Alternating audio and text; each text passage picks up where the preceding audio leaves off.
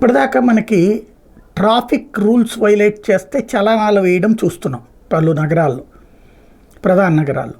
అదే సందర్భంలో హైవేల మీద వెళ్ళేటప్పుడు స్పీడ్ లిమిట్ దాటినా, ఆ స్పీడ్ లిమిట్ కంటే తక్కువ వెళ్ళినా పెనాల్టీలు వేస్తాం చూస్తాం. ఇన్నర్ రింగ్ రోడ్డు హైదరాబాద్లో చూసుకుంటే, అవుటర్ రింగ్ రోడ్లో. అయితే ఇప్పుడు ఇంకొక కొత్త కాన్సెప్ట్ను పూణే వాళ్ళు కనిపెట్టారు. పొల్యూషన్ సర్టిఫికేట్ ప్రతి వాహనానికి తప్పనిసరి, తెలిసిందే కదా. అయిపోయినప్పుడు అంటే అందులో ఎప్పటిదాకా అయితే ఎక్స్పైర్ అయిపోతే, అంటే ఆ టైం అయిపోతే మళ్ళీ కొత్తగా పొల్యూషన్ సర్టిఫికేట్ తీసుకుంటుండాలి.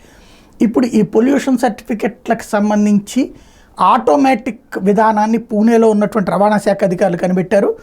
10,000 రూపాయల చలానా. ఎట్లా అంటే అక్కడ ఉన్నటువంటి పెట్రోల్ బంకుల్లో ఆగినటువంటి వెహికల్కి వాళ్ళ ఆన్లైన్లో అది ఉందా లేదా అనేది తెలిసిపోతుంది. దాని సీసీ క్యామ్లో కనబడుతుంది.